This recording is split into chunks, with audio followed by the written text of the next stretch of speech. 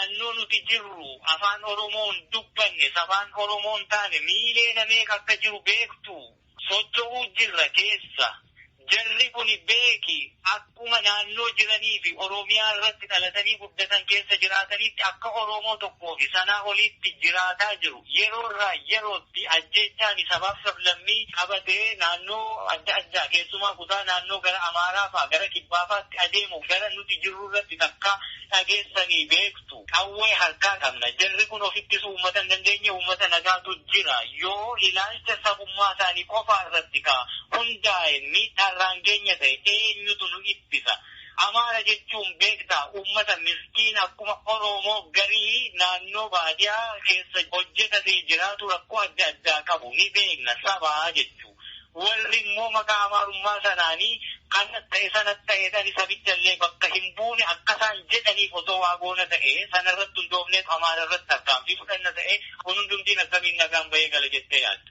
Obbo Marroo bara 2018 yeroo mootummaan Dr. Abiyyiin hoogganamu dhaabota siyaasaa akka shororkeessitootaatti farrajaman kanneen akka adda bilisummaa Oromoo fa'aa dabalatee akka biyyatti galanii karaa nagaa qabsaa'an balballi baname yeroo gaazexeessonni fi falmitoonni mirga uummataa akka dhuunfaanis ta'e gurmuudhaan ijaaramanii socho'an karaan baname qabsoo hidhannoo dhiistanii deemsa nagaatti hirmaachuu diduu keessantu rakkoo walxaxaa amma dhufe kana fide kanneen jedhan ni jiru. Kanaaf deebiin keessan maali? Ajaa'iba!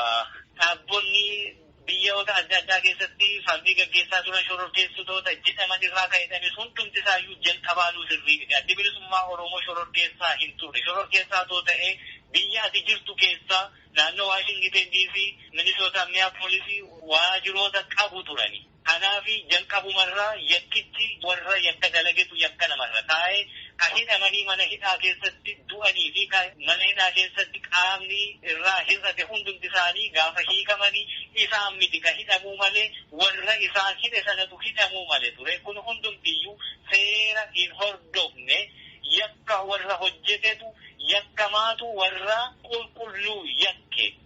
Fincilli ture carraa gara fiduutti adeemaa ture. Paartiilee siyaasaa fi aktiivistoota hedduutu itti dhimma bahuu dadhabee gurgurate malee.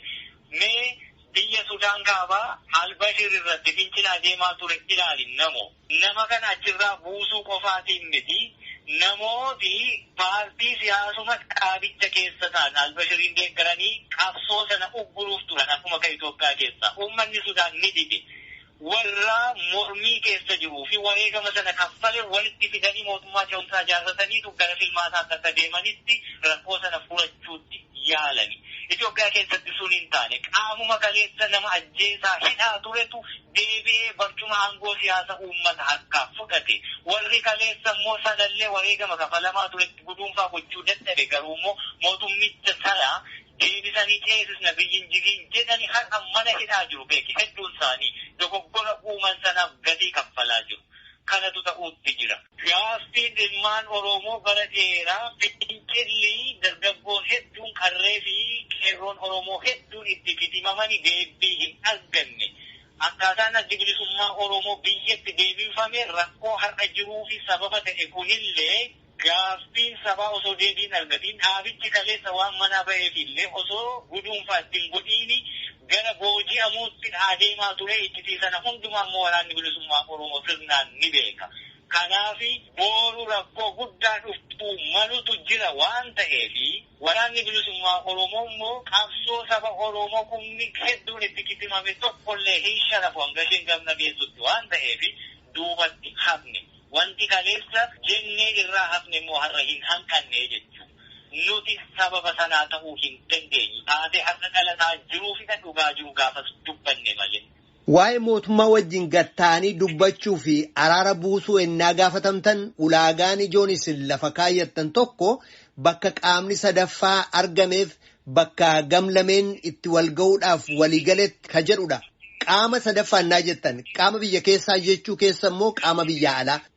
Fakkeenyaaf qaamota akkamiiti?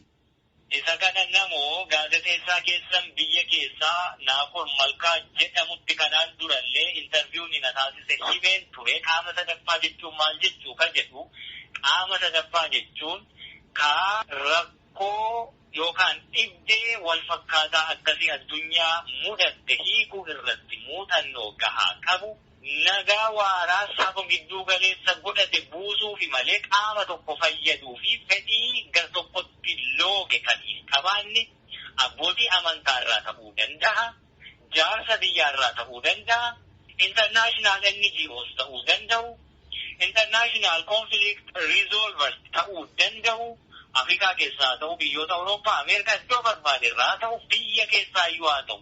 Ammoo kan eenyuufuu loogii tokkoyyuu dhaabbanne rakkoon kun dhumuu qabdi, furmaata waaraa argachuu qabdi jedhee loogii malee qaama dalagu jechuudha. Ka akka amma isteet maafiyaas namoota mataa isaanii tolchanii yeroo barbaadanitti haaluma barbaadanii araara buusuuf adeemuu jirraa jedhanii dabbaloota tolchan sana miti. Warra abbootii gadaa jaarsa biyyaa jedhanii tokko gadaan Oromootuu sirnaan akka gadaa beeknuuf ulaagaa gadaa guutuu hin qabdu Oromoon har'a. Kittuun gadaa ka hafte xiqqoo ka jirtu Boorana keessa turte isheeyyuu balleessanii jiran. Namoonni ulaagaa gadaa guutaniyyuu hin jiranii. Hundumtuu mandara keessa abbaa gadaa ofiin jechaa jira. Oromoon gadaa meeqa qabdii fi abbootii gadaa meeqa qabdii beekamee soo jiruuti jechuudha. Warra akkasii rakkoo kana furuu osoo hin taane rakkoo kanatti beenzina naqanii miti rakkoon kun ka furamuu danda'u. Qaamoti nuti jenne yoo jiraate yoomiyyuu fixachuuf qophii jenneerra har'as wanni jijjiirame hin jiru. Garuummoo amma rakkoo guddaan ka jiru biyyi impaayerri Itoophiyaa mootummaa uummata bakka bu'uu waan kana dubbatee furuu danda'u hin qabu. Rakkoo guddaan dhibdee kana isa kana. Akeeka qabsoo keessanii yeroo adda addaatti innaa dubbattan bilisummaa uummata Oromoo, walabummaa Oromiyaaf birmadummaa daangaa Oromiyaati jettu. Maal jechuudha kun? Kana jechuun Oromiyaa biyya taate alaabaa mataa ishee qabdu, seera mataa ishee baafattee, mootummaa mataa ishee ijaarratte jechuudha. Yoo uummanni Oromoo hiree kanatu na baasa jedhee murteeffate.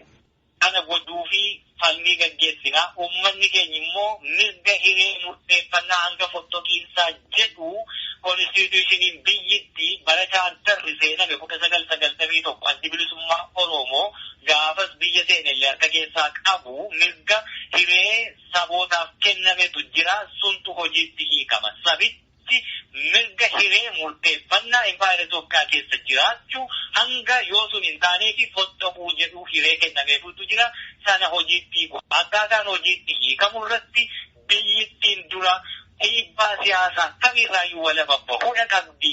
Paartiin siyaasaa hundumti isaaniiyyuu waan isaanitti fakkaate uummata isaaniif dhiyyeessuu fi walaba ta'anii dhiyaachuu danda'ututti jira. Poolisiin, tikni biyyittii, waraanni biyyittii waan paartii siyaasaa tokkittii qofaa deeggaru irraa walaba ta'e biyya qofaaf dhaabbatee uummata tiksuu qaba. Uummanni bilisa ta'ee fi mataa bilisa ta'e qabu ammoo waan barbaade murteeffachuu danda'ututti jira.